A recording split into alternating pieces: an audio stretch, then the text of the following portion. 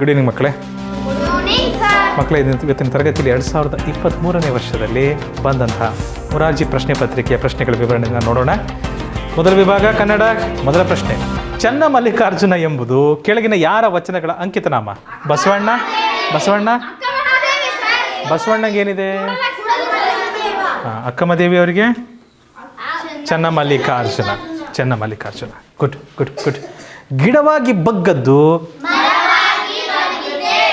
ಓಹೋ, ಬರ್ತದಾ? ಓಕೆ. ಕೆಳಗಿನ ಪದಗಳಲ್ಲಿ ಹಳ್ಳ ಪದಕ್ಕೆ ಸರಿ ಹೊಂದುವ ಜೋಡು ಪದ ಗುರುತಿಸಿ. ಹಳ್ಳ. ಕೆಳಗಿನ ಪದಗಳಲ್ಲಿ ಗುಂಪಿಗೆ ಸೇರಿದ ಪದ ಗುರುತಿಸಿ. ನದಿ, ಬೆಟ್ಟ, ಸಮುದ್ರ, ಸರೋವರ. ಕಾರಣ? ಕರೆಕ್ಟ್. ನೆರವು ಪದದ ಸಮಾನಾರ್ಥಕ ಪದವನ್ನು ಗುರುತಿಸಿ. ಸಹಾಯ. ನೆರವು ಅಂದ್ರೇನು? ಸಹಾಯ. ಅಡಚಣೆ ಅಂದರೆ ತಡೆಯೊಡ್ಡೋದು. ಕೆಲಸದಲ್ಲಿ ಏನಾದರೂ ತೊಂದರೆ ಕೊಡುವುದು, ಅದಕ್ಕೆ ಅಡಚಣೆ ಅಂತೀವಿ. ಆಯಿತಾ? ಕೆಡುಕು ಅಂದರೆ ಗೊತ್ತಿದೆ, ತೊಂದರೆ ಅಂದರೂ ಗೊತ್ತಿದೆ. ಕೆಳಗಿನ ಸಾಹಿತಿಗಳಲ್ಲಿ ಜ್ಞಾನಪೀಠ ಪ್ರಶಸ್ತಿ ಪಡೆದವರನ್ನು ಗುರುತಿಸಿ. ಕುವೆಂಪು. Good, very good. ರೈತನ ಮಿತ್ರ ಎರೆಹುಳುಗಳು. ರವಿ ಕತ್ತಲೊಡನೆ. ಪದ್ಯದ ಸಾಲನ್ನು ಈ ಕೆಳಗಿನವುಗಳಲ್ಲಿ ಸರಿಯಾದುದನ್ನು ಗುರುತಿಸಿ. ರವಿ ಕತ್ತಲೊಡನೆ ಏನು ಮಾಡುವನು? ಸೆಣಸಾಡುವನ, ಜಗಳವಾಡುವನ? ಪದ್ಯದಲ್ಲಿ ಇದೇ ಥರ ಬರ್ತದ? ನಾನು ಪದ್ಯ ಓದಿಲ್ಲ. ರವಿ ಕತ್ತಲೊಡನೆ ಕುಣಿದಾಡುವನು, ರವಿ ಕತ್ತಲೊಡನೆ ನಡೆದಾಡುವನು, ರವಿ ಕತ್ತಲೊಡನೆ ಮರೆದಾಡುವನು ಅಥವಾ ಜಗಳವಾಡುವನು? ಜಗಳವಾಡುವನು ಬರುತ್ತಾ? ನಾನು ನಿಮ್ಮನ್ನು ನಂಬ್ತಾ ಇದ್ದೇನೆ. ನಡೆದಾಡುವನು ನಿಮಗಿಲ್ಲಲ್ಲಮ್ಮ, ನಿಮಗಿಲ್ಲ ಅದು. ಶಾಲೆಗಳಲ್ಲಿ ಆಚರಿಸುವ ಮಕ್ಕಳ ದಿನಾಚರಣೆ ದಿನಾಂಕ?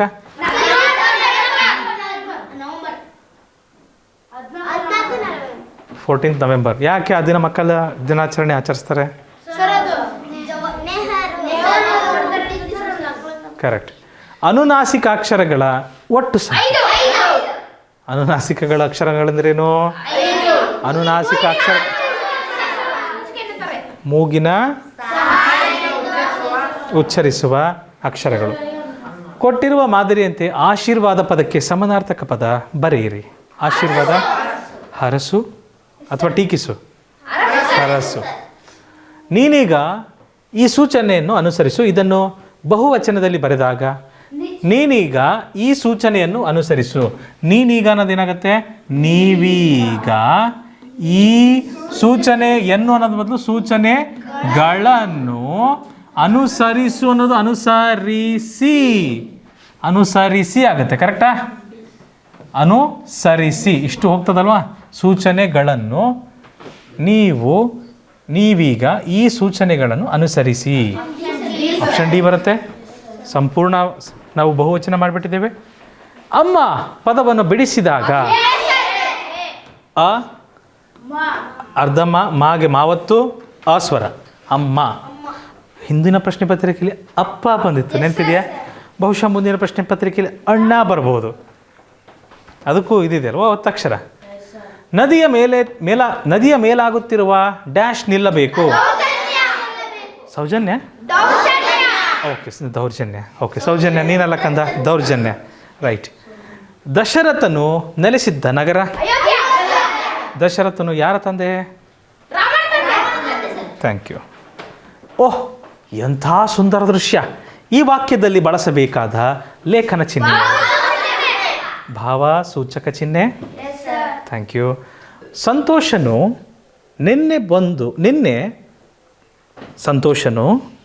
ನಿನ್ನೆ ಒಂದು ಹೊಸ ಸೈಕಲ್ ಖರೀದಿಸಿದನು. ಈ ವಾಕ್ಯ ಯಾವ ಕಾಲವನ್ನು ಸೂಚಿಸುತ್ತದೆ?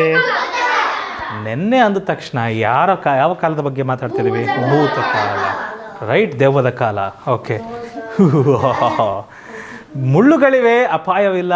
ಸಂಖ್ಯೆಗಳಿವೆ, ಲೆಕ್ಕದ ಪುಸ್ತಕವಲ್ಲ. ಗಂಟೆ ಹೊಡೆಯುತ್ತದೆ, ದೇವಾಲಯವಲ್ಲ. ಈ ಒಗಟನ್ನು ಬಿಡಿಸಿ. ಗಡಿಯಾರ? Thank you. ಕೆಳಗಿನವುಗಳಲ್ಲಿ ಅನ್ವರ್ಥನಾಮವಲ್ಲದ ಪದವನ್ನು ಗುರುತಿಸಿ. ಉದ್ಯೋಗಿ ಅನ್ನೋದು ಅನ್ವರ್ಥನಾಮ, ಸನ್ಯಾಸಿ ಅನ್ವರ್ಥನಾಮ, ವೈದ್ಯ ಅನ್ವರ್ಥನಾಮ, ಜೋಸೆಫ್ ಅನ್ನೋದೇನು ಅಂಕಿತನಾಮ. ಅಂಕಿತ ನಾಮ. ಹಾಗಾಗಿ ಇದು ಅನ್ವರ್ಥನಾಮ ಆಗುವುದಿಲ್ಲ. ಗೌಡತಿ ಎಂಬ ಪದವನ್ನು ಪುಲ್ಲಿಂಗ ಅಥವಾ ಸ್ತ್ರೀಲಿಂಗಕ್ಕೆ ಬದಲಿಸಿ ಬರೆಯಿರಿ. ಗೌಡ, ಗೌಡತಿಗೆ ಗೌಡ. ಇದು 2-3 ಸರಿ ಬಂದಿದೆ ಮಕ್ಕಳೇನು ಗಮನಿಸ್ತಿದ್ದೀರಾ? ಪದೇ ಪದೇ ಪುನರಾವರ್ತನೆ ಆಗಿರುವಂತಹ ಒಂದು ಪ್ರಶ್ನೆ ಅದು. ಇಂಗ್ಲೀಷ್ ವಿಭಾಗಕ್ಕೆ ಹೋಗೋಣ. ಮೊದಲ ಪ್ರಶ್ನೆ, dog is a faithful animal. Identify the adjective. Faithful, ಪ್ರಾಮಾಣಿಕ, ಪ್ರಾಮಾಣಿಕ ಪ್ರಾಣಿ. Faithful, very good. The contracted short form of will not. Won't. Won't. Will not ಅಂದರೆ won't. James did not succeed dash he did not work hard. Because ಯಾಕಂದರೆ ಅವನು ಕೆಲಸ ಮಾಡಲಿಲ್ಲ. James ಯಶಸ್ಸನ್ನು ಕಾಣಲಿಲ್ಲ ಯಾಕೆಂದರೆ ಅವನು ಶ್ರಮ ಪಡಲಿಲ್ಲ, ಶ್ರಮ ಹಾಕಿ ಕೆಲಸ ಮಾಡಲಿಲ್ಲ ಅಂತ ಅರ್ಥ. ಹೌದಲ್ವಾ? ಯಾಕಂದರೆ, ಬಿಕಾಸ್ ಬರ್ತದೆ. ಕಂಜಂಕ್ಷನ್ಸ್ ನೆನಪಿದಾವಲ್ವಾ? The negative form of the word sense. Senseless. Negative ಅಂದರೆ ಅದು ಇರಬಾರ್ದು ಅಂತ. ಸೆನ್ಸ್ಲೆಸ್ ಅಂತ. Senseless. Hope. Hopeless. Hanumanta patted the sheep gently. Hanumanta patted the sheep gently. ಭಾಳ ಮೃದುವಾಗಿ ಒಂದು ಕುರಿಯ ಬೆನ್ನು ತಟ್ಟಿದ ಅಂತ. Hanumanta patted the sheep gently on its back. The underlined word is ಮೃದುವಾಗಿ. ಅಡ್ಜೆಕ್ಟಿವ್ ಅಲ್ವಾ? ಅವನು ಬೆನ್ನನ್ನು ಸವರ್ತಾನೆ ಭಾಳ ಮೃದುವಾಗಿ. ಕರೆಕ್ಟಾ? ಸವರಿದ ಅನ್ನೋದೇನು ಕ್ರಿಯಾಪದ, ಮೃದುವಾಗಿ ಅನ್ನೋದು ಕ್ರಿಯಾವಿಶೇಷಣ. ಕ್ರಿಯಾವಿಶೇಷಣ ಅಂದರೆ ಯಾರು? ಅಡ್ವರ್ಬ್. ಕರೆಕ್ಟಾ? ಆಪ್ಷನ್ ಸಿ ಬರ್ತದ ಇಲ್ರಿ? ಮುಂದಿನ ಪ್ರಶ್ನೆ, the rhyming word for dental.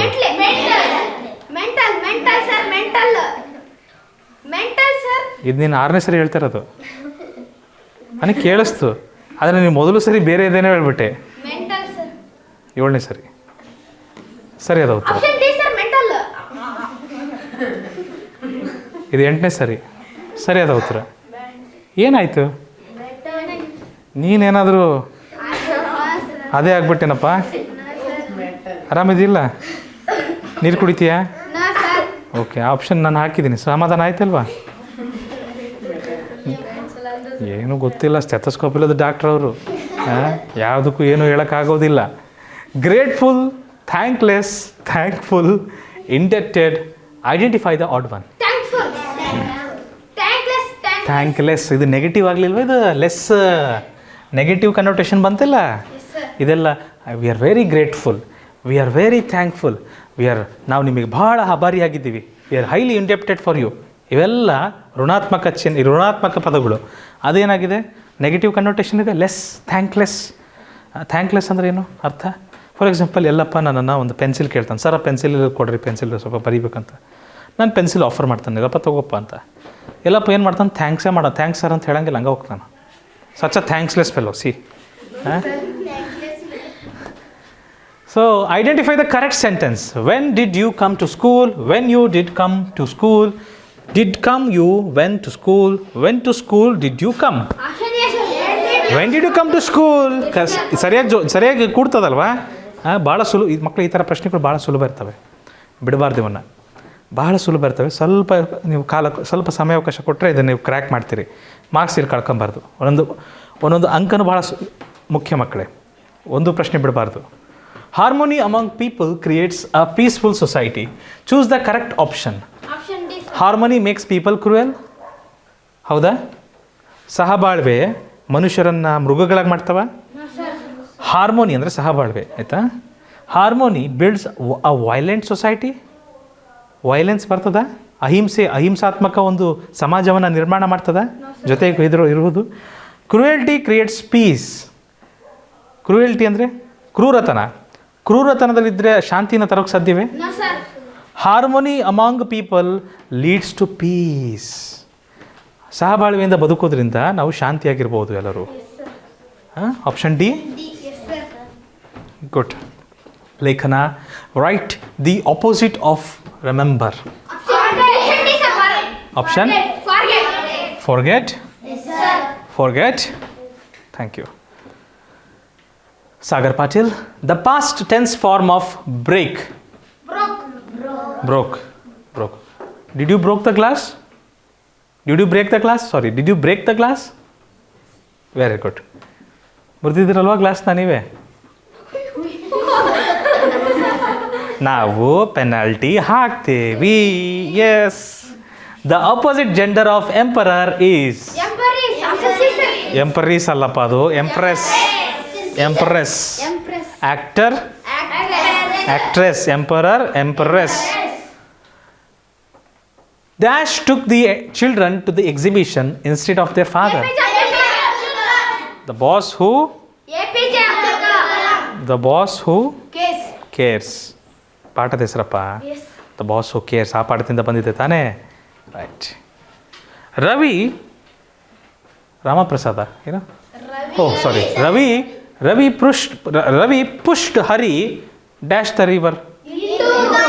Ravi pushed Hari into the river. So into option A. You must take dash umbrella when it's raining. Umbrella ಏನು ಬಂದಿದೆ? ಓವೆಲ್ ಮುಂದೆ ಎ ಬರಕ್ಕೆ ಸಾಧ್ಯವೇ? ಏನು ಬರಬೇಕು?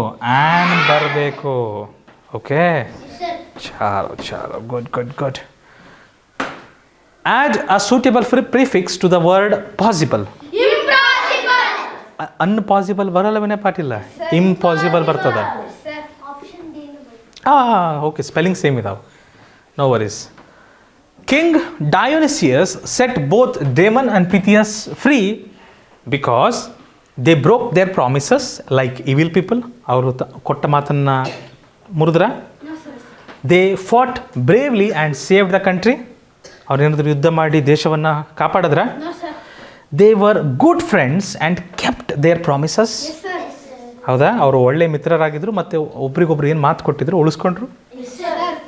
They worked hard and increase the country's income. ಅವ್ರು ಭಾಳ ಶ್ರಮಪಟ್ಟು ಕೆಲಸ ಮಾಡಿ ದೇಶದ ಒಂದು ಆದಾಯವನ್ನು ಹೆಚ್ಚು ಮಾಡಿದ್ರು. ಸಂಬಂಧಪಡ್ತದ? ಡಮನ್ ಮತ್ತು ಪಿಸಿಎಸ್ ಗೊತ್ತಿದೆಯಲ್ವಾ? ಪಾಠದ ಹೆಸರೇನಿತ್ತು ಮಕ್ಕಳೇ? ಪಾಠದ ಹೆಸರೇನಿತ್ತು ನೆನಪಿದೆಯಾ? Tom and Jerry, Dionysius, Pythias. ಏನಂತ ಇತ್ತು? ನೀವು ನೋಡಿ ಹೇಳ್ಬೇಕು ನನಗೆ, ನಾನು ಅಲ್ಲಿವರೆಗೂ ಮುಂದೆ ಹೋಗಲ್ಲ. True friendship. Very good. ನಿಜವಾದ ಮಿತ್ರತನ, ನಿಜವಾದ ಗೆಳೆತನ, ಟ್ರೂ ಫ್ರೆಂಡ್ಶಿಪ್ ಅನ್ನೋದು ಹೆಸರು, ಪಾಠದ ಹೆಸರು. ಆಯಿತಾ? ಗ್ರೀಕ್ ದೇಶದ ಒಂದು ಕಥೆ ಅದು. Fill in the blank choosing the correct question word. Dash can I find a book stall. Where can I find a book stall. ನಾನು ಎಲ್ಲಿ ಬುಕ್ ಸ್ಟಾಲ್ನ ಕಾಣಬಹುದು, ಸಿಗಬಹುದು ಅಂತ ಕೇಳ್ಬೋದು.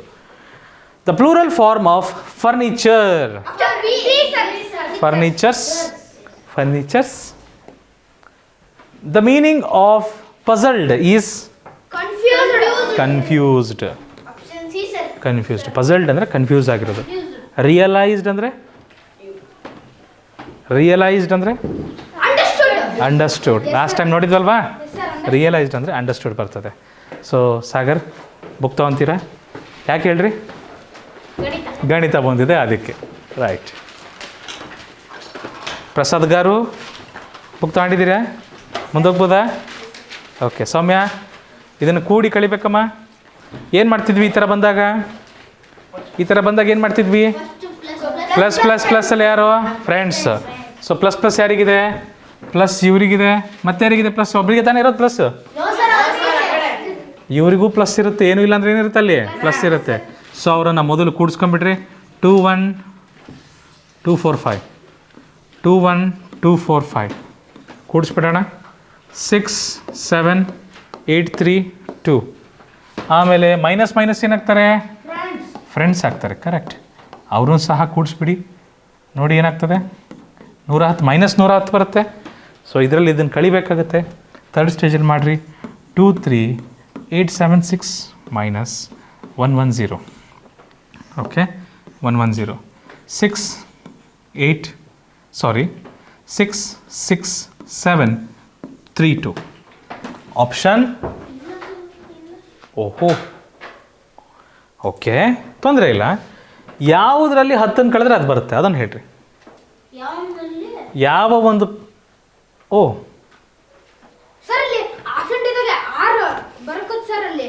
ಎಲ್ಲಿ ಎಲ್ಲಿ ಎಲ್ಲಿ ಆಪ್ಷನ್ ಡಿ ಸರ್ 8 2 3 8 7 6 ಬರಕತ್ ಸರ್ ಅಲ್ಲಿ 7 ಬರುತ್ತೆ. ಹೌದಾ? ನಾವು ಮಾಡಿರೋದು ಕರೆಕ್ಟ್ ಇದೆ ಅಲ್ವಾ ಮಕ್ಕಳೇ? ನಾವು ಮಾಡಿರೋದು ಕರೆಕ್ಟ್ ಇದೆ ಅಲ್ವಾ? ಸೊ ನಿಯರೆಸ್ಟ್ ಇದನ್ನಂತ ಹೇಳ್ಬೋದಾ ನಾವು? Nearest answer right? ಮಾಡಿರೋದು ಕರೆಕ್ಟ್ ಇದೆ ಅಲ್ವಾ? ಓಕೆ. ಸೊ ನಿಯರೆಸ್ಟ್ ಇದನ್ನಂತ ಹೇಳ್ಬೋದು ನಾವು. ಶಾಲೋಜಿ ಒಂದು ಪುಸ್ತಕದ ಬೆಲೆ 63.50 ಆದರೆ ಆ ಥರ 19 ಪುಸ್ತಕಗಳ ಬೆಲೆ ಎಷ್ಟಾಗುತ್ತೆ?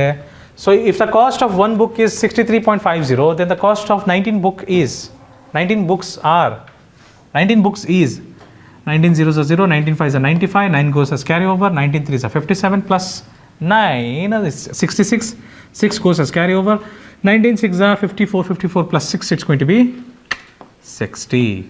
So after two decimal digits there is a decimal point.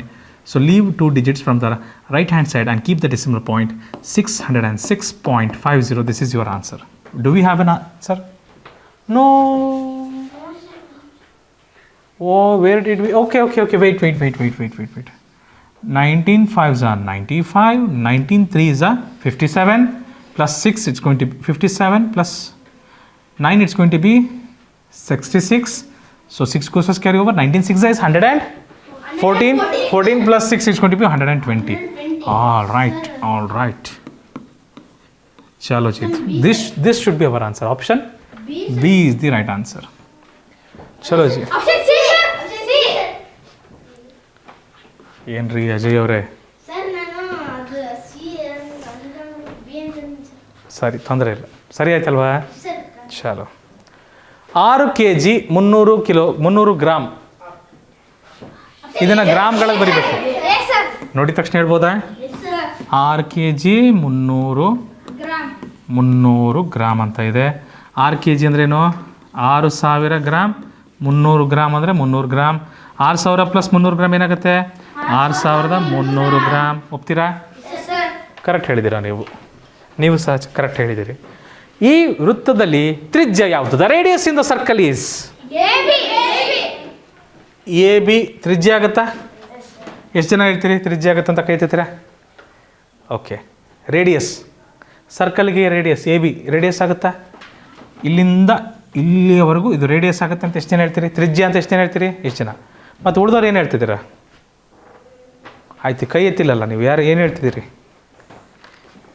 ಏನದು?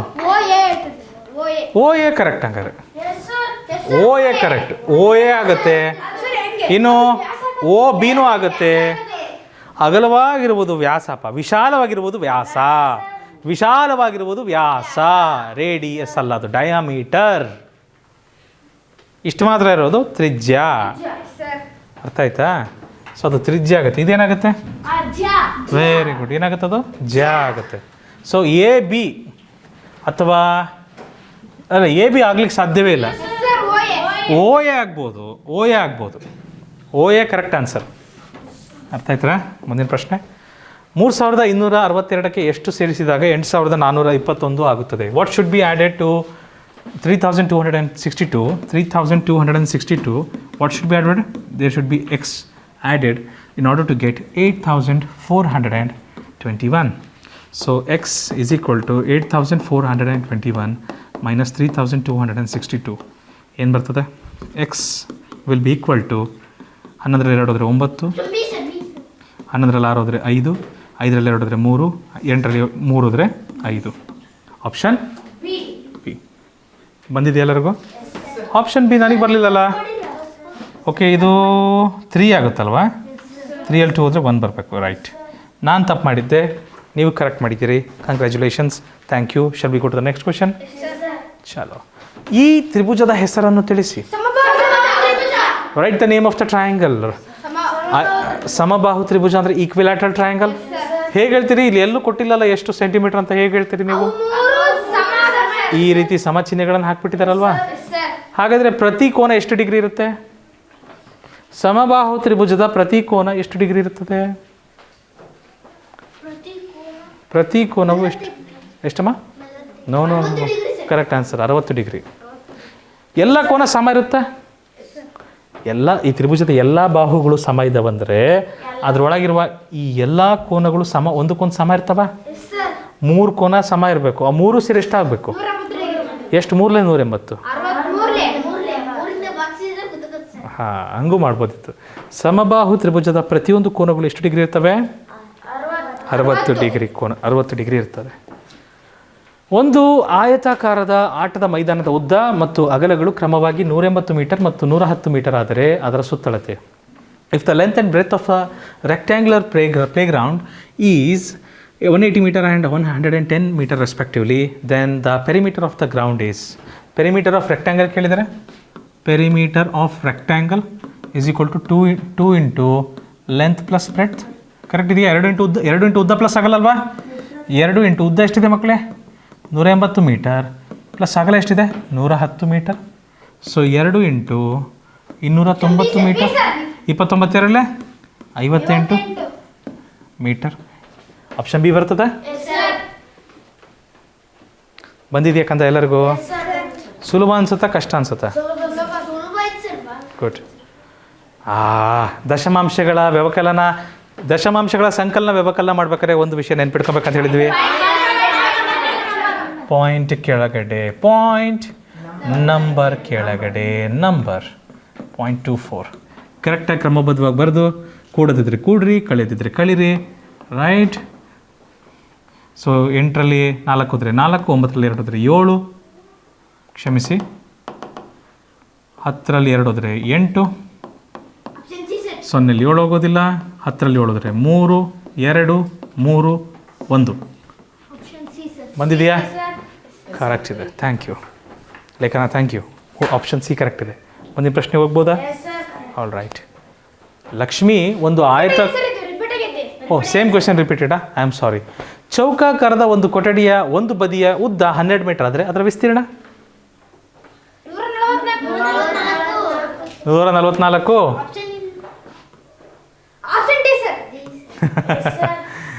If the length of one side of a square room is 12 meter, then the area of the room, area of square ಅಂದ್ರೇನು? Side square. ಅರೇ ಮಕ್ಕಳೇ, ನಾವು ಏನನ್ನ ಮಾತಾಡ್ತಿದ್ದೀವಿ? ಚೌಕದ ವಿಸ್ತೀರ್ಣ ಮಾತಾಡ್ತಿದ್ದೀವಿ. ಚೌಕದ ವಿಸ್ತೀರ್ಣ ಅಂದ್ರೇನು? ಬಾಹುವಿನ ವರ್ಗ. ಬಾಹು ಎಷ್ಟಿದೆ? 12 ಮೀಟರ್. ಇದರ ವರ್ಗ ತೊಗೊಬೇಕು. ವರ್ಗ ಸಂಖ್ಯೆಗಳು ಕಂಠಪಟ್ಟ ಆಗಿರಬೇಕು. 12ರ ವರ್ಗ 144 ಚದರ ಮೀಟರ್. ಮುಂದಿನ ಪ್ರಶ್ನೆ. ಒಂದು ಶರ್ಟ್ ಹೊಲಿಯಲು 2 ಮೀಟರ್ 80 ಸೆಂಟಿಮೀಟರ್ ಬಟ್ಟೆ ಬೇಕು. ಅದೇ ಅಳತೆಯ 12 ಶರ್ಟ್ಗಳನ್ನು ಹೊಲಿಯಲು ಬೇಕಾಗುವ ಒಟ್ಟು ಬಟ್ಟೆ ಎಷ್ಟು? 2 metre 80 centimetre of cloth is required to stitch a shirt. What is the length of cloth required to stitch 12 such shirts? ಮೂಲಮಾನ ಒಂದೇ ಇರಬೇಕು ಮಕ್ಕಳೇ, ಮೂಲಮಾನ ಒಂದೇ ಥರ ಇರಬೇಕು. ಇಲ್ಲಿ ಒಂದು ಶರ್ಟ್ ಹೊಲಿಯಲು ಎಷ್ಟು ಬೇಕು?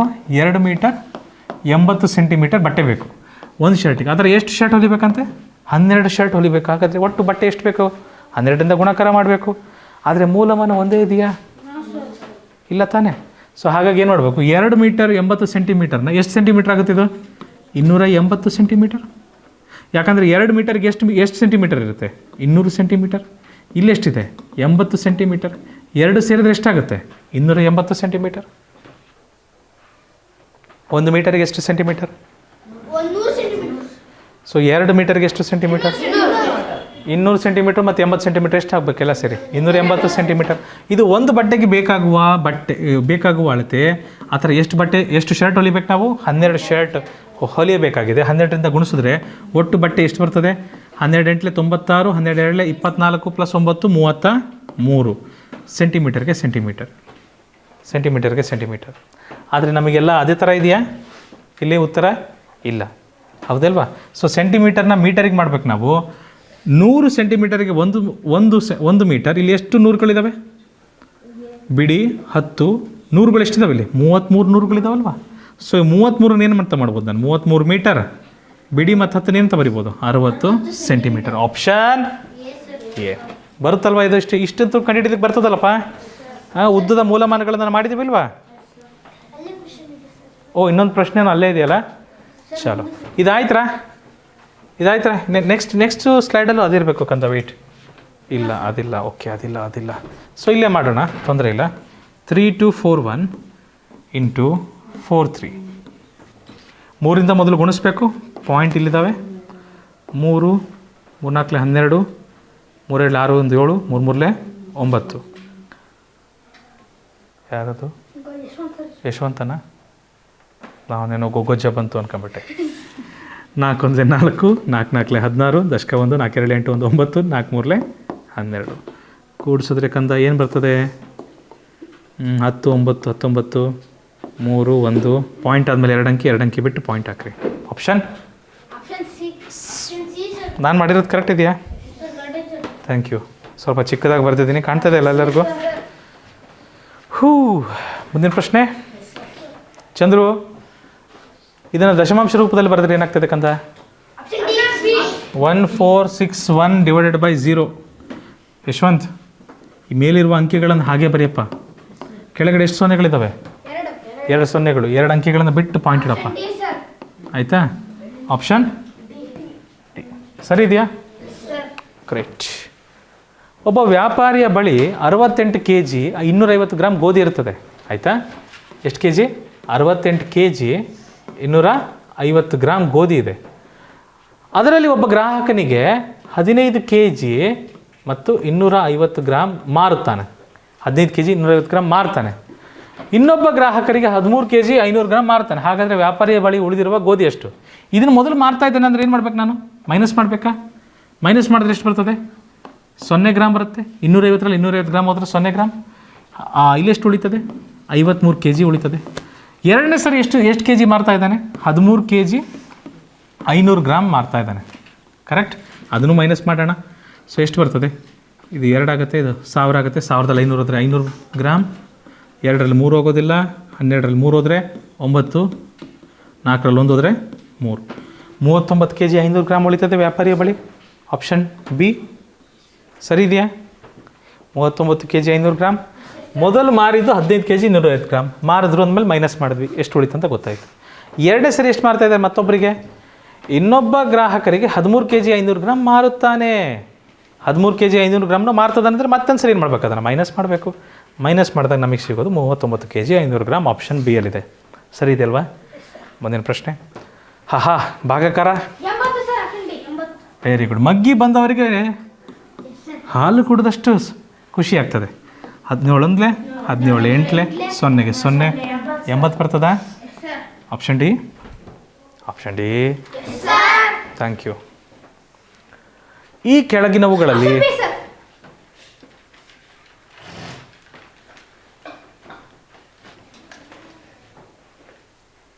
ನಾನು ಈ ಕೆಳಗಿನವುಗಳಲ್ಲಿ ಅಷ್ಟೇ ಹೇಳಿತ್ತು. ನಿನಗೆ ಆಪ್ಷನ್ ಬಿನೇ ಇಷ್ಟನಪ್ಪ?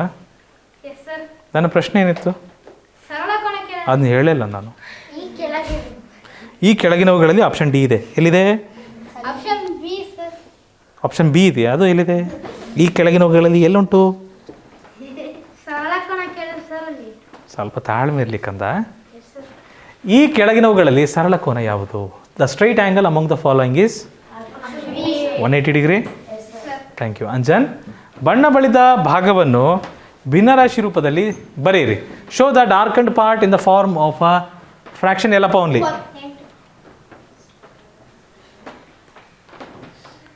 ಎಲ್ಲಪ್ಪ ಓನ್ಲಿ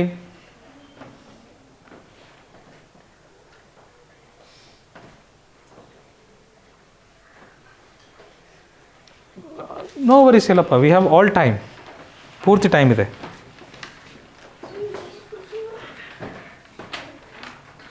ನಾವು 1/8 ಒಂದು ಒಟ್ಟು ಎಷ್ಟು ಭಾಗ ಇದ್ದಾವೆ?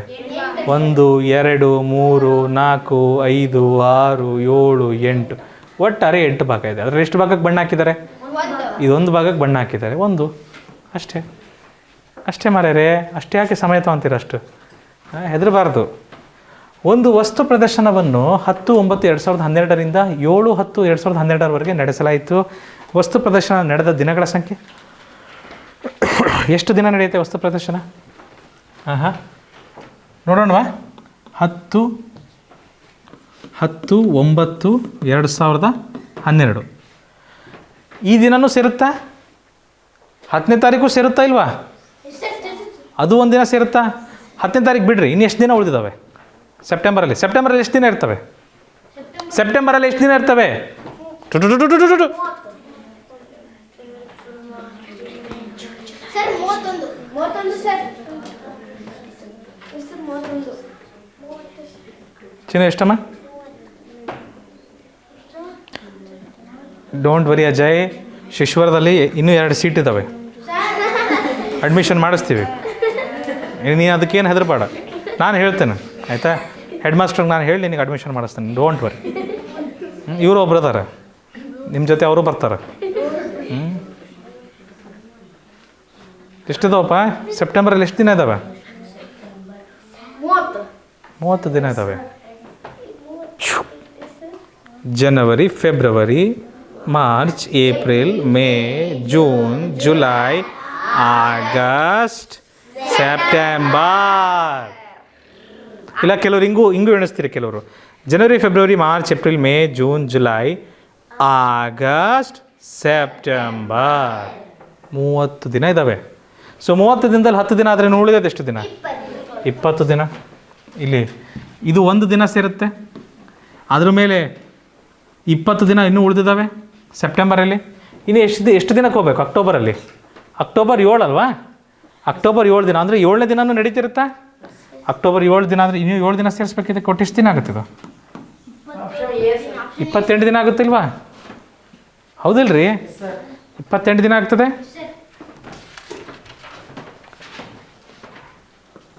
28 ದಿನ ಆಗ್ತದೆ. Option A.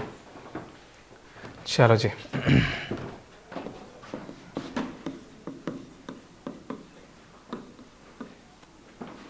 ಮುಂದೋಗೋಣ. ಈ ಕೆಳಗಿನ ಆಕೃತಿಯನ್ನು ಹೆಸರಿಸಿ. Name of the shape of the following. ಶಂಕುನಾ? ಕೋನ್. ಚಲೋ, ಕೋನ್ ಕರೆಕ್ಟ್ ಇದೆ. ಈ ಆಯತದ ಘನದಲ್ಲಿರುವ ಮುಖಗಳ ಸಂಖ್ಯೆ. ಆಯತ ಘನದಲ್ಲಿ 6 ಮುಖ ಇರ್ತವ ಮಕ್ಕಳೇ. ನಾನು ಹೋದ ಸರಿನೇ ಹೇಳಿದ್ದೀನಿ 12 ಇರ್ತಾವಂತ. ಎಷ್ಟು ಜಲ್ದಿ ಮರಿತೀರಪ್ಪ ಕಂದ? 12 ಇರ್ತವೆ. ಆಪ್ಷನ್ ಬಿ ಇದಕ್ಕೆ ಸರಿಯಾದ ಉತ್ತರ. ಏಣಿಸ್ ನೋಡ್ರಿ. 1 2 3 4 5 6 7 8 9 10 11 12. ಎಲ್ಲಿ ಉಂಟು ಮಾರ್ಯಾರೆ ಮುಖ? ಕಣ್ಣಿಲ್ಲ, ಮೂಗಿಲ್ಲ, ಕಿವಿ ಇಲ್ಲ, ಮುಖವೆಲ್ಲ ಉಂಟು?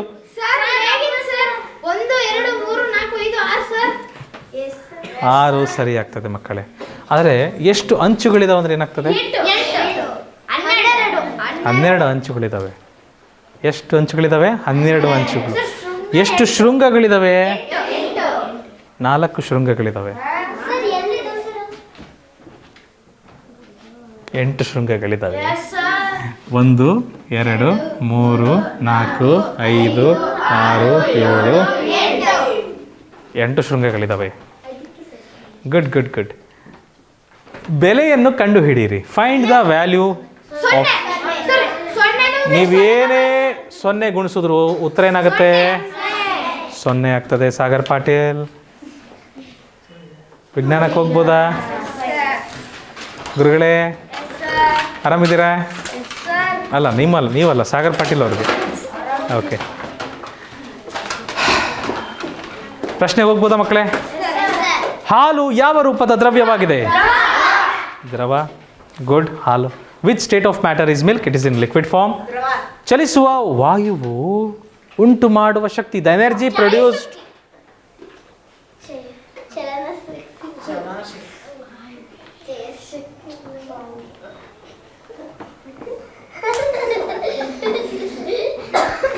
ಆರಾಮಿದ್ದೀರಿ? ನೀರು ಕುಡಿತೀರಾ?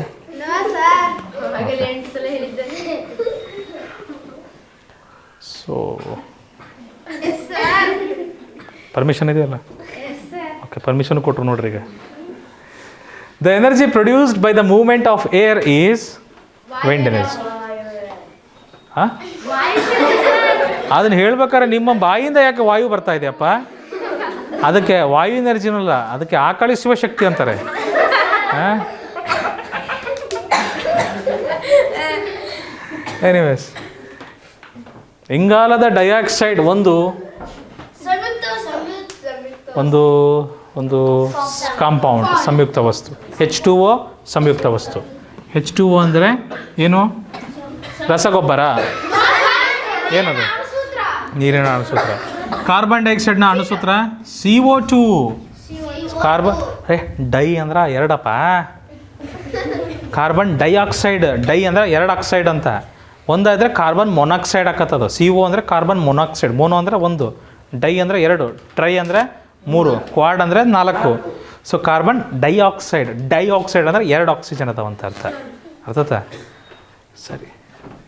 ಸೊ ಇದು ಸಂಯುಕ್ತ ವಸ್ತು ಮಕ್ಕಳೇ. ಅಡುಗೆ ಉಪ್ಪಿನ ರಾಸಾಯನಿಕ ಹೆಸರು? The chemical name of common salt. ಇದಕ್ಕೆ ಟೇಬಲ್ ಸಾಲ್ಟ್ ಅಂತಲೂ ಕರೀತಾರೆ. ಏನಂತೀವಿ ಇದಕ್ಕೆ? Sodium chloride. ಸೋಡಿಯಂಗೆ ಇರುವ ಸಿಂಬಲ್ ಏನು? ಅಲ್ಲ, ಅದು ಕಬ್ಬಿಣಕ್ಕಿರೋದು. Fe ಇರೋದು ಕಬ್ಬಿಣಕ್ಕೆ. Hg ಇರೋದು ಮರ್ಕ್ಯುರಿಗೆ. ಸೋಡಿಯಂಗೆ ಇರುವುದು Na. ಕ್ಲೋರಿನ್ಗೆ ಇರುವುದು Cl. ಅದರ ಅಣುಸೂತ್ರ ನೀವು ಉಪ್ಪು ತಿಂತೀರಲ್ಲ ಮನೆಯಲ್ಲಿ, ಅದರ ಅಣುಸೂತ್ರ ಸೋಡಿಯಂ ಕ್ಲೋರೈಡ್. ಉಪ್ಪಿನಿಂದ ಬ್ಯಾಟ್ರಿ ಮಾಡ್ಬೋದು ಮಕ್ಕಳೇ. ಉಪ್ಪಿನಿಂದ ಬ್ಯಾಟ್ರಿ ಮಾಡ್ತಾ ಇದ್ದಾರೆ ವಿಜ್ಞಾನಿಗಳು. ನೀವು ಸ್ವಲ್ಪ ದೊಡ್ಡರಾದಾಗ ಬಂದಿರುತ್ತೆ, ನೀವೆಲ್ಲ ಬಳಸ್ತಿರ್ತೀರ ಅದನ್ನು. ಉಪ್ಪಿನ ಬ್ಯಾಟ್ರಿಗಳು ಬರ್ತಾವೆ. ಹಂಗೆಲ್ಲ ಬರಲ್ಲಪ್ಪ. ಸೌರ ವ್ಯೂಹದಲ್ಲಿರುವ ಗ್ರಹಗಳ ಸಂಖ್ಯೆ 8. 9. ಯಾರೋ ಒಬ್ರು 9 ಅಂತ ಹೇಳ್ತಿದ್ರಲ್ಲ ಹಿಂದಿನ ತರಗತಿಯಲ್ಲಿ. ಸೂರ್ಯನ ಗ್ರಹ ಮಾಡಿಬಿಟ್ಟಿದ್ರು. ತಂಬಾಕಿನಲ್ಲಿರುವ ವಿಷ ಪದಾರ್ಥ, the toxic substance present in tobacco? Nicotine. Vitamin B ಕೊರತೆಯಿಂದ ಬರುವ ರೋಗ? The disease caused due to the deficiency of vitamin B is beriberi. ರಾತ್ರಿ ಕುರುಡು ಯಾವಾಗ ಬರುತ್ತೆ? ವಿಟಮಿನ್ ಎ ಕೊರತೆ ಆದರೆ. ಸ್ಕರ್ವಿ ಯಾವಾಗ ಬರುತ್ತೆ? ಸಿ ಬರುತ್ತೆ. ರಿಕೆಟ್ಸ್ ಯಾವಾಗ ಬರುತ್ತೆ? ಡಿ ವಿಟಮಿನ್ ಇಲ್ಲ ಅಂದರೆ ಬರ್ತದೆ.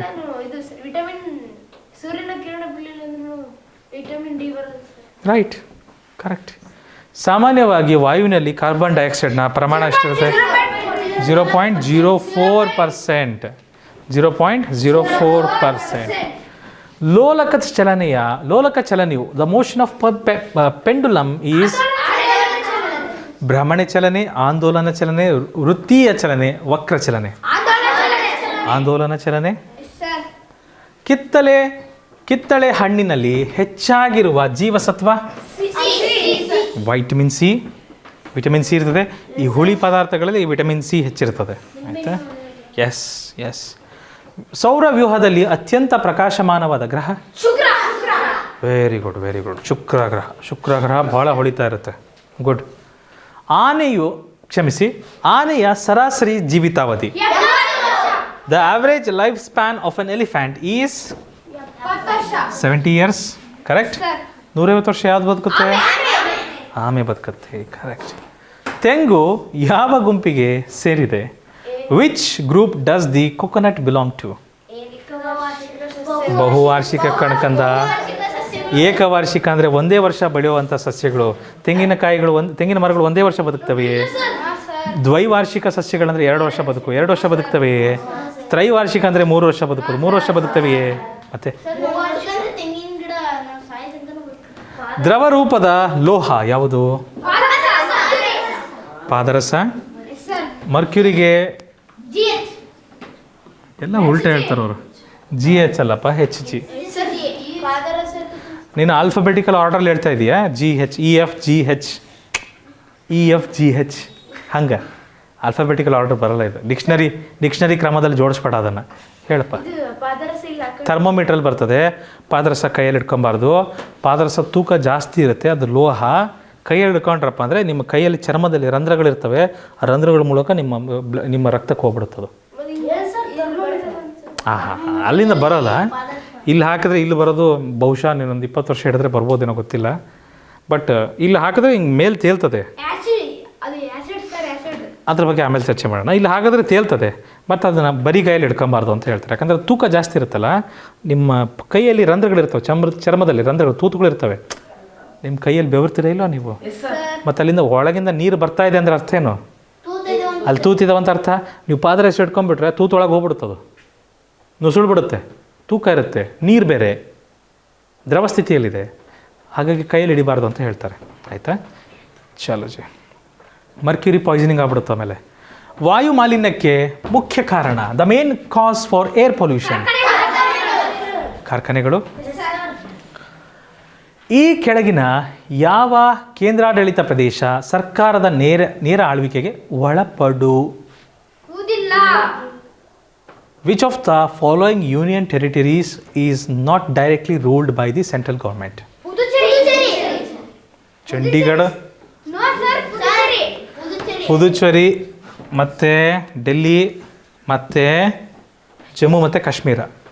ಪುದುಚೇರಿ, ಡೆಲ್ಲಿ, ಜಮ್ಮು ಮತ್ತು ಕಾಶ್ಮೀರ ಈ 3 ಕೇಂದ್ರಾಡಳಿತ ಪ್ರದೇಶಗಳು ಕೇಂದ್ರದ ಆಡಳಿತಕ್ಕೆ ನೇರವಾಗಿ ಬರೋದಿಲ್ಲ. ಇಂಗ್ಲೆಂಡಿನ ಗ್ರೀನ್ವಿಚ್ ಮೂಲಕ ಹಾಯ್ದು ಹೋಗಿರುವ ರೇಖಾಂಶವನ್ನು ಡ್ಯಾಶ್ ಎಂದು ಕರೆಯಲಾಗಿದೆ. ದ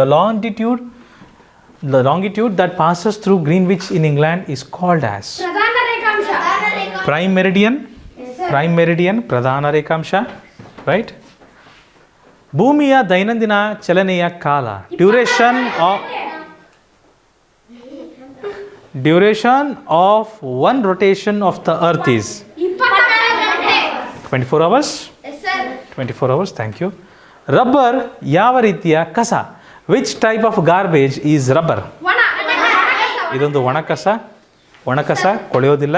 ಹಾಗಾಗಿ ಭಾರತವು ವಿಸ್ತೀರ್ಣದಲ್ಲಿ ಅಥವಾ ಪ್ರಪಂಚದ ಡ್ಯಾಶ್ ಸ್ಥಾನದಲ್ಲಿದೆ.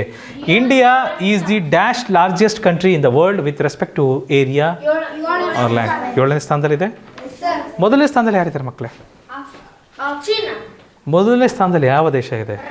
ರಷ್ಯಾ. Very good. ರಷ್ಯಾ ಬರುತ್ತೆ ಮೊದಲನೇ ಸ್ಥಾನದಲ್ಲಿ. ಸಾಮಾನ್ಯ ಜ್ಞಾನಕ್ಕೆ ಹೋಗೋಣವಾ? ನಿಮಗಿದೆಯಾ ಸಾಮಾನ್ಯ ಜ್ಞಾನ?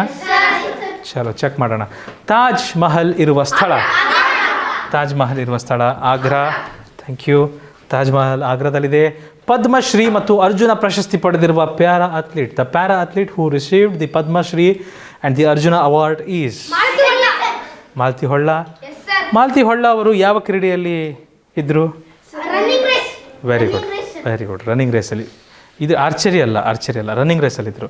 100 ಮೀಟರ್ಸ್ 200 ಮೀಟರ್ಸಲ್ಲಿ ಭಾಗವಹಿಸ್ತಿದ್ರು. Very good. ಕಬಡ್ಡಿ ತಂಡದಲ್ಲಿ ಒಂದು ಕಾಲದಲ್ಲಿ ಆಟದ ಮೈದಾನದಲ್ಲಿ ಆಡುವ ಆಟಗಾರರ ಗರಿಷ್ಠ ಸಂಖ್ಯೆ, the maximum number of players in a kabaddi team who are in the playing field at a time is? ಒಂದೇ ಸಮಯಕ್ಕೆ ಎಷ್ಟು ಜನ ಆಡ್ಬೋದಿತ್ತು? 5 ಜನ ಎಕ್ಸ್ಟ್ರಾ ಪ್ಲೇಯರ್ಸ್. 7 ಜನ ಅಂಕಣದಲ್ಲಿರ್ತಾರೆ. Okay, good. ಸೌರಶಕ್ತಿಯ ಮೂಲ, the source of solar energy is? ಸೂರ್ಯಕಂದ. Very good. 3 ಬದಿಯಲ್ಲಿ ನೀರಿನಿಂದ ಆವೃತವಾಗಿರುವ ಭೂಪ್ರದೇಶ, a part of land surrounded by water on its 3 side is? ಪರ್ಯಾಯ ದ್ವೀಪ. ಏನು ಸರ್ 3 ಕಡೆ ನೀರಿರೋದು ಅಂದರೆ, ಹಿಂಗೊಂದು ನಮ್ಮ ದೇಶ ಇದೆಯಲ್ವ ಈ ಥರ, ಕೆಳಗಡೆ ಏನು ಬರ್ತದೆ? ಹಿಂದೂ ಮಹಾಸಾಗರ ಬರುತ್ತಿಲ್ವಾ? ಈ ಕಡೆ ಏನು ಬರ್ತದೆ? ಬಂಗಾಳ ಕೊಲ್ಲಿ. ಈ ಕಡೆ ಏನು ಬರ್ತದೆ? ಅರಬ್ಬಿ ಸಮುದ್ರ. ನಮ್ಮ ದೇಶದ 3 ಕಡೆ ಏನಿದೆ? ನೀರಿದೆ ತಾನೆ. ಇನ್ನೊಂದು ಕಡೆ ಏನಿದೆ? ನಮ್ಮ ಭೂಭಾಗ ಇದೆ. ಈ ಥರ ಪ್ರದೇಶಕ್ಕೆ ಏನಂತೀವಿ ನಾವು? ಪರ್ಯಾಯ ದ್ವೀಪಗಳು ಅಂತ ಕರಿತೀವಿ. ಆಯಿತಾ? ಒಂದು ವೇಳೆ ಇಲ್ಲಷ್ಟೇ ಒಂದು ನೆಲ ಇದೆ, ಸುತ್ತಲೂ ನೀರಿಂದ ಆವೃತ್ತಿಗೊಂಡಿದೆ, ಇದಕ್ಕೇನಂತ ಕರಿತೇವೆ? ಇದಕ್ಕೆ ದ್ವೀಪ ಅಂತ ಕರಿತೇವೆ. ಆಯಿತಾ? ಇದಕ್ಕೆ ಕೇವಲ ನಾವು ದ್ವೀಪ ಅಂತ ಕರಿತೀವಿ. ಪೂರ್ವಕ್ಕೆ ಹರಿಯುವ ನದಿ, ಈಸ್ಟ್ ಫ್ಲೋಯಿಂಗ್ ರಿವರ್ ಈಸ್? ಇದರಲ್ಲಿ ಯಾವುದು ಪೂರ್ವಕ್ಕೆ ಹರಿಯುತ್ತೆ ಮಕ್ಕಳೇ? ಇದು ಬಹಳ ಇಂಪಾರ್ಟೆಂಟು, ನೆನಪಿಟ್ಕೊಳ್ಳಿ. ಮಹಾನದಿ ಪೂರ್ವಕ್ಕೆ ಹರಿದ್ರೆ ಪಶ್ಚಿಮಕ್ಕೆ ಹರಿಯುವ ಯಾವ್ಯಾವ ಇದ್ದಾವೆ? ಶರಾವತಿ ಹರಿಯುತ್ತೆ, ನೇತ್ರಾವತಿ ಹರಿಯುತ್ತೆ, ನರ್ಮದಾ, ಇವೆಲ್ಲವೂ ಪಶ್ಚಿಮಕ್ಕೆ ಹರಿಯುತ್ತವೆ. ಈ ಸರಿ ಪೂರ್ವಕ್ಕೆ ಹರಿಯೋದು ಕೇಳಿದರೆ ಮುಂದಿನ ಸರಿ ಏನು ಕೇಳ್ಬೋದು? ಪಶ್ಚಿಮಕ್ಕೆ ಹರಿಯುವ ನದಿ ಯಾವುದು ಅಂತ ಕೇಳ್ಬೋದು, ಹೌದಲ್ವಾ? ನರ್ಮದಾ. ಹೌದು. ಇದರ ಜೊತೆಗೆ ಕ್ಲಾಸ್ ಮುಗಿದ ಮೇಲೆ ಕಾವೇರಿ ನದಿ ಯಾವ ದಿಕ್ಕಿಗೆ ಹರಿಯುತ್ತೆ ಅಂತ ಹೇಳ್ತೀರಾ? ಈಸ್ಟ್, ವೆಸ್ಟ್,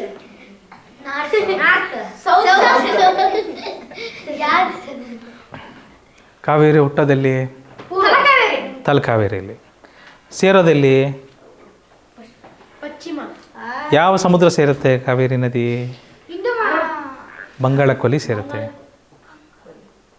ತಲಕಾವೇರಿಯಲ್ಲಿ ಹುಟ್ಟು ಬಂಗಾಳ ಕೊಲ್ಲಿ ಸೇರ್ತದಂದರೆ ಎಲ್ಲಿ, ಹೇಗೆ ಹೋಗ್ತದೆ ಅದು? ನಮ್ಮ ಭಾರತದ ಹಿಂಗಿದೆಯಲ್ಲಪ್ಪ, ಕರ್ನಾಟಕ ಹಿಂಗೆ ಬರುತ್ತಾ? ಒಂದು ಸಣ್ಣ ಬಾಳೆಹಣ್ಣಿನ ಥರ ಇದೆ ಕರ್ನಾಟಕ, ರೈಟ್? ಸೊ ಇಲ್ಲಿಂದ ಕಾವೇರಿ ಹುಟ್ಟಿ ಹೋಗ್ತದಲ್ವ ಇಲ್ಲಿಗೆ, ಯಾವ ದಿಕ್ಕಿಗೆ ಹರಿತಾ ಇದೆ? ಪಶ್ಚಿಮದಿಂದ ಪೂರ್ವ ದಿಕ್ಕಿಗೆ ತಾನೇ ಹರಿತಾ ಇರೋದು. ಇವತ್ತು ಕ್ಲಾಸ್ ಮುಗಿದ್ಮೇಲೆ ನೋಡಿರಿ ನಕ್ಷೆಯಲ್ಲಿ ಕಾವೇರಿ ನದಿ ಎಲ್ಲಿಂದ ಎಲ್ಲಿಗೆ ಹರಿತದೆ ನೋಡಿರಿ. ಕಾವೇರಿ ನದಿ ಯಾವ್ಯಾವ ರಾಜ್ಯದ ಮೂಲಕ ಹೋಗುತ್ತೆ ಅದನ್ನು ನೋಡಿರಿ. ಬರೀ ಒಂದೇ ರಾಜ್ಯದಲ್ಲಿ ಹರಿಯೋದಿಲ್ಲ, ಅದು 3 ರಾಜ್ಯನ ಕ್ರಾಸ್ ಮಾಡುತ್ತೆ ನೋಡಿರಿ. ಸುತ್ತಲೂ ನೀರಿನಿಂದ ಆವೃತವಾಗಿರುವ ಭೂಮಿ, ಈಗ ತಾನೇ ಮಾತಾಡಿದ್ವಿ. A piece of land surrounded by water on all sides is an Iceland. ಅಲ್ಲ, ಅದು ಒಂದು ನಿಮಿಷ, ಐಲ್ಯಾಂಡ್. ಎಸ್ ಸೈಲೆಂಟ್ ಆಗುತ್ತೆ ಕಂದ, ಐಲ್ಯಾಂಡ್ ಆಯಿತಾ? ಐಸ್ಲ್ಯಾಂಡ್ ಅನ್ಬಾರ್ದು, ಐಲ್ಯಾಂಡ್. ಓಕೆ, ಹೌದಪ್ಪ, ಐಸ್ಲ್ಯಾಂಡ್ ಅಂತ ಕೊಟ್ಟಿರ್ತಾರೆ, ಬಟ್ ಎಸ್ ಸೈಲೆಂಟ್ ಆಗುತ್ತೆ ಆಯಿತಾ? ಎಸ್ ಉಚ್ಚಾರಣೆ ಮಾಡಲ್ಲ ನಾವು, ಸರಿನಾ? ಏನಿದು? ಇದೇನಾಯ್ತು? ಟಿ ಇ ಅಂದರೆ ಏನಂತ ಉಚ್ಚರಿಸ್ತೀರಿ? ಟೇ ಟೇ ಅಂತ ನಾವು ಬರಿತೀರಲ್ವಾ? ಟೇ ಎ ಹಾಕಿದ್ರೆ ಆಟೆ ಅಂತ ಓದ್ತೀರಾ? ಏನಂತ ಓದ್ತೀರಾ? ಏಟ್ ಅಂತ ಓದ್ತೀರಾ? ಆಟೆ ಅಂತ ಓದ್ಬೇಕಿತ್ತಲ್ಲ. ಅದು ಈಗ ಒಂದು ಎಲ್ಲಿ ಹಾಕ್ತೀನಿ, ಲಾಟೆ ಆಗ್ಬೇಕಿತ್ತಲ್ವಾ? ಇನ್ನೊಂದು ಎಸ್ ಅಂತ ಹಾಕ್ತೀನಿ, ಸ್ಲಾಟೆ ಆಗ್ಬೇಕಿತ್ತಲ್ವಾ? ಅರ್ಥ ಆಯ್ತಾ? ಸೈಲೆಂಟ್ ಆಗ್ತದಲ್ವಾ ಕೆಲವೊಂದು ಅಕ್ಷರಗಳು ಇಂಗ್ಲೀಷಲ್ಲಿ, ಹಾಗೆ ಇಲ್ಲಿ ಎಸ್ ಸೈಲೆಂಟ್ ಇದೆ ಕಂದ. ಇದನ್ನು ಐ ಲ್ಯಾಂಡ್ ಅಂತ ಓದ್ತೀಯ, ಐಸ್ಲ್ಯಾಂಡ್ ಅಲ್ಲ, ಐ ಲ್ಯಾಂಡ್, ಸರಿನಾ? ನೀರನ್ನು ಬೆಳೆಗಳ ಮೇಲೆ ಮಳೆಯ ರೀತಿಯಲ್ಲಿ ಚೆಲ್ಲುವ ನೀರಾವರಿ ಪದ್ಧತಿ. The method in which water is spread over the crops uniformly like rainfall is ಸಿಂಪಡಿಸುವ ನೀರಾವರಿ ಪದ್ಧತಿ. ಹನಿ ನೀರಾವರಿ ಪದ್ಧತಿ ಅಂದರೆ ಡ್ರಿಪ್ ಇರಿಗೇಷನ್ ಕಂದ. ನೀವು ಹೊಲದಲ್ಲಿ ಡ್ರಿಪ್ ಹಾಕ್ತಿರಲ್ಲ, ಕರಿ ಕಲರ್ ಪೈಪ್ ಹಾಕ್ಬಿಟ್ಟು ಹನಿ ಹನಿ ಹನಿ ಹನಿ ಬೀಳ್ತಾ ಇರುತ್ತೆ, ನೋಡಿದ್ದೀರಾ? ಅದಕ್ಕೆ ಹನಿ ನೀರಾವರಿ ಪದ್ಧತಿ ಅಂತಾರೆ. ಕೆಲವೊಂದು ಕಡೆ ಜೆಟ್ ಹೊಡಿತಾ ಇರ್ತದೆ, ಅದಕ್ಕೆ ಏನಂತೀವಿ? ಮಳೆ ಥರ ನೀರು ಬೀಳಲ್ವಾ ಗಿಡಗಳಿಗೆ ಭಾಳ ಖುಷಿ ಆಗ್ತದೆ. ಹಾ ನಿಜವಾಗ್ಲೂ ಮಳೆ ಬಂತು ಅಂದ್ಕೊಂಡ್ಬಿಡ್ತಾವೆ ಅವು. ಆದರೆ ನಾವು ಬರ್ಸಿರುತ್ತಲ್ಲಿ ಮಳೆನ, ಹೌದಿಲ್ಲ? ಎಲ್ಲಪ್ಪ ನಿನ್ನ ಮೇಲೆ ಯಾವಾಗಪ್ಪ ಮಳೆ ಬೀಳ್ತದೆ? ಸ್ನಾನ ಯಾವಾಗ ಮಾಡ್ತೀಯ? ಓಕೆ, ಮುಂದಿನ ವರ್ಷ. Okay, good. 2026ಕ್ಕೆ ಅವರು ಸ್ನಾನ ಮಾಡಲಿದ್ದಾರೆ. ಗುಡ್, ಕಂಗ್ರ್ಯಾಚುಲೇಷನ್ಸ್ ಎಲ್ಲಪ್ಪ. ಇರಾನ್ ಅಥವಾ ಇರಾಕಲ್ಲಿ ಪ್ರಪಂಚದ ಅತ್ಯಂತ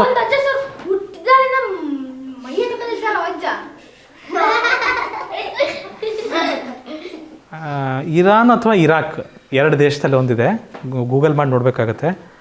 ಅವರು ಸುಮಾರು 5 ವರ್ಷನ 7 ವರ್ಷ ಇದ್ದಾಗಲಿಂದ ಅವರು ಸ್ನಾನನೇ ಮಾಡಿಲ್ಲ.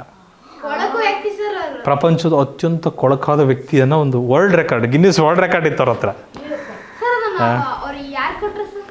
ಗಿನ್ನಿಸ್ ವರ್ಲ್ಡ್ ರೆಕಾರ್ಡ್ ಕೊಡೋರು ಲಿಮ್ಕಾ ಬುಕ್ ಆಫ್ ರೆಕಾರ್ಡ್ಸ್ ಅಂತ ಇದೆ, ಅವ್ರು ಕೊಡ್ತಾರೆ. ಅವರು ಸ್ನಾನ ಮಾಡಲ್ಲ ಅಂದಮೇಲೆ ಬಟ್ಟೆ ಯಾಕೆ ಹೋಗ್ತಾರೆ? ಬಟ್ಟೆನೂ ಹೋಗಿದ್ದಲ್ಲ, ಅದೇ ಬಟ್ಟೆಲಿರೋದು. ಸೊ ಮೇ ಬಿ ಎಲ್ಲಪ್ಪ ನೀವು ಆ ರೆಕಾರ್ಡ್ನ ಬ್ರೇಕ್ ಮಾಡ್ಬೇಕಂತ ಹೋಗ್ತಿದ್ದೀರಾ ಅಂತ ಅನ್ನಿಸ್ತದೆ. ನೋಡೋಣ, ಶುಭವಾಗಲಿ. ಬ್ರಷು ಮಾಡ್ತಿದ್ದಿಲ್ಲಮ್ಮ, ನೋ ಬ್ರಷ್. ಮೈ ಮೇಲೆ ನೀರೇ ಮುಟ್ತಿದ್ದಿಲ್ಲ ಅವರು. ನೀರು ಮುಟ್ಸ್ಬೇಕಂದ್ರೆ ಒಂಥರ ಅಸಹ್ಯ ಅಂತಿತ್ತು. ಸ್ನಾನ ಮಾಡೋದಂದರೆ ಅಸಹ್ಯ ಅವರಿಗೆ. ನೀರು ಕುಡಿತಿದ್ರೆ ನಮ್ಗೆ ಗೊತ್ತಿಲ್ಲ, ಬಹುಶಃ ನೀರು ಅದು ಎನಿವೇಸ್, ಇದನ್ನೆಲ್ಲ ಯಾಕೆ ಮಾತಾಡ್ತಿದ್ದೀವಿ ಅಲ್ವಾ? ನಾವು ನಮ್ಮ ಪ್ರಶ್ನೆಗಳಿಗೆ ಹೋಗೋಣ ಮುಂದೆ. ಟ್ರಾಫಿಕ್ ಸಿಗ್ನಲ್ಗಳಲ್ಲಿ ಹಸಿರು ದೀಪವು ಏನನ್ನು ಸೂಚಿಸುತ್ತದೆ? ನಿಲ್ಲಲು ಅಂತ ಯಾರೋ ಅಂದ್ರಪ್ಪ. ನಿಮಗೆ ಪಕ್ಕ ಫೈನ್ ಬೀಳ್ತದೆ. ದಾವಣಗೆರೆ ಟ್ರಾಫಿಕ್ ಪೊಲೀಸ್ನವ್ರು ನಿಮ್ಮ ಮೇಲೆ ಪಕ್ಕ ಫೈನ್ ಹಾಕ್ತಾರೆ. In traffic signals green light indicates to go, proceed. Green light ಬಿದ್ದಾಗ ನೀನು ಅಲ್ಲೇ ನಿಂತಪ್ಪ ಅಂದ್ರೆ ಟ್ರಾಫಿಕ್ ಪೊಲೀಸ್ ಬರೋರಿಗಿಂತ ಹಿಂದ್ಗಡೆ ನೀನು ಬಿಡೋದಿಲ್ಲ. ಮುಂದೆ ಹೋಗಪ್ಪ ಅಂತ ಹೊಡಿತಿರ್ತಾರೆ ಅವರು. 2 ತಲೆಮಾರಿನ ಸದಸ್ಯರು ಮಾತ್ರ ಒಟ್ಟಿಗೆ ವಾಸಿಸುವ ಕುಟುಂಬ. A family in which only 2 generations are living together is an ಅವಿಭಕ್ತ ಕುಟುಂಬ, ಜಾಯಿಂಟ್ ಫ್ಯಾಮಿಲಿ. ಚಲೋ ಜಿ. ಕೊರಗ ಬುಡಕಟ್ಟಿನ ಜನರು ವಾಸಿಸುವ ಜಿಲ್ಲೆ. The district in which tribal Koragas are living in. ಮಕ್ಕಳು ಇದ್ರ ಬಗ್ಗೆ ಚರ್ಚೆ ಮಾಡಿದ್ವಾ ಹಿಂದೆ? ಕೊರಗ ಬಗ್ಗೆ ಮಾತಾಡಿದ್ವಾ? ಜೇನು ಕುರುಬರು ಯಾವ ಜಿಲ್ಲೆಯಲ್ಲಿ ಬರ್ತಾರೆ?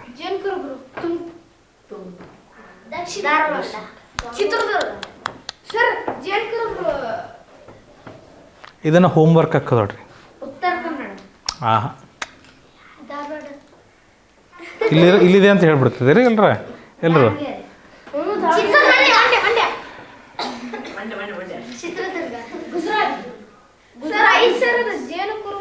ಚಾಮರಾಜನಗರ. ಕೆಳಗಿನ ಕ್ರೀಡೆಗಳಲ್ಲಿ ಸಾಹಸ ಕ್ರೀಡೆ ಯಾವುದು? Which of the following is an adventure sport? Rock climbing ಅಂದರೆ ಕಲ್ಲಿನ ದೊಡ್ಡ ಶಿಲೆಗಳು ಬಂಡೆಗಳಿರ್ತಾವಲ್ಲ ಅದನ್ನ ಹತ್ತೋದು. ಎಸ್, ಅದಕ್ಕೆ ಸಾಹಸಮಯ ಕ್ರೀಡೆ ಅಂತ ಹೇಳೋದು.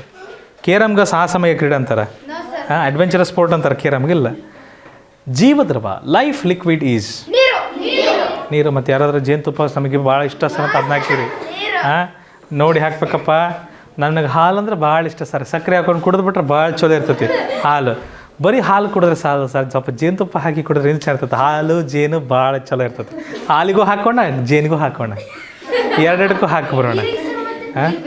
ಅದನ್ನು ಕುಡಿದ ಮೇಲೆ ಮತ್ತೆ ಬಾಯಾರಿಕೆ ಆಗ್ತದೆ ಸರ್, ಅದಕ್ಕೆ ನೀರು ಬೇಕು ಸರ್, ನೀರು ಹಾಕೋಣ. ಸರ್ ಎಣ್ಣೆ ಇಲ್ದಂಗೆ ಅಡುಗೆ ಹಾಕತ್ತೇನೆ ರೀ ಸರ್, ಸಾಂಬಾರಿಗೆಲ್ಲ ಎಣ್ಣೆ ಬೇಕೇ ಬೇಕು ಸರ್, ಅದು ಬೇಕು ಸರ್. ಅವ್ರು ಅದನ್ನೆಲ್ಲ ಕೇಳಿಲ್ಲಪ್ಪ, ಅವ್ರು ಕೇಳಿರೋದೇನು ಲೈಫ್ಸ್ ಲಿಕ್ವಿಡ್. ಇವ್ರು ಎಣ್ಣೆಗೆ ಹಾಕಿದ್ಮೇಲೆ ಗ್ಯಾಸು ಸರ್, ಸ್ಟವ್ ಸರ್, ಪಾತ್ರೆ ಸರ್ ಅದನ್ನ ಕೇಳ್ತಾರೆ ಅವ್ರು. ಯಾವ ಎಣ್ಣೆ ನೋಡ್ರಿ, ಅದನ್ನು ಹುಡ್ಕೊಂಬರ್ತಾರೆ. ಒಳ್ಳೆ ಎಣ್ಣೆನ, ಕೊಬ್ಬರಿ ಎಣ್ಣೆನ, ಸಾಸಿವೆ ಎಣ್ಣೆನ. ಕಾಶ್ಮೀರದಲ್ಲಿ ಮನೆಗಳನ್ನು ನಿರ್ಮಿಸಲು ಬಳಸುವ ಸಾಮಗ್ರಿ. Houses in Kashmir are built by using ಬಳಪದ ಕಲ್ಲು, ಮರಳು ಕಲ್ಲು, ಮರದ ದಿಮ್ಮಿಗಳು, ಕಡಪ ಕಲ್ಲು. ಮರದ ದಿಮ್ಮಿಗಳು. ಕಾಶ್ಮೀರದಲ್ಲಿ ಏನಿರುತ್ತೆ ಮಕ್ಕಳೇ? ಹಿಮ. ಹಿಮದಿಂದ ಬಚಾವ್ ಆಗ್ಬೇಕಂದ್ರೆ ಗೋಡೆಗಳನ್ನು ನಿರ್ಮಿಸಿದ್ರೆ ಸಾಲದು. ಮರದ ಕಟ್ಟಿಗೆಗಳಿಂದ ಅವರು ಇದನ್ನು ಕಟ್ತಾರೆ. ಅವಾಗ ಏನಿರ್ತದೆ, ಬೆಚ್ಚಗಿರ್ತದೆ ಒಳಗಡೆ.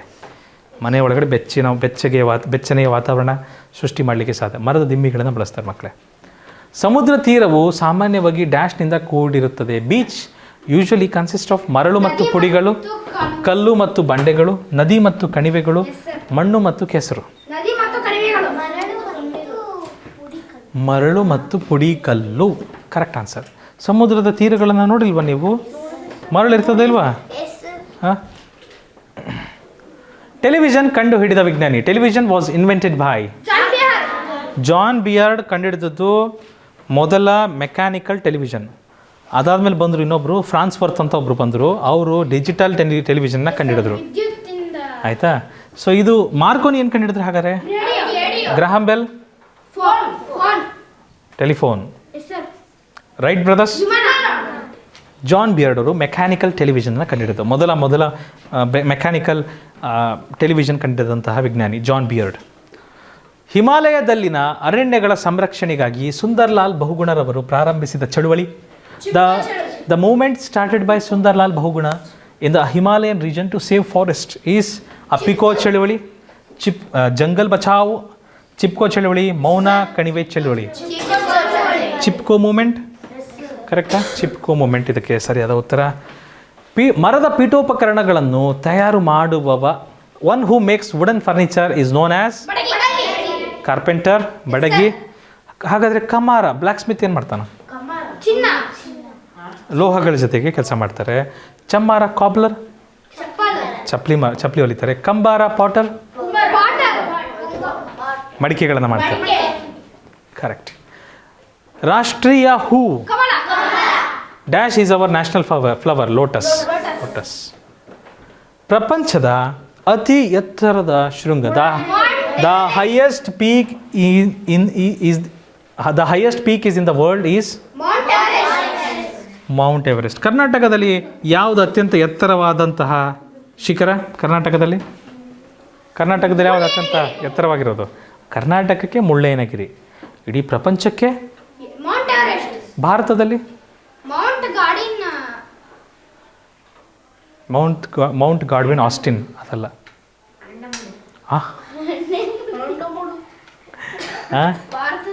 ಭಾರತದಲ್ಲಿ ಯಾವುದು?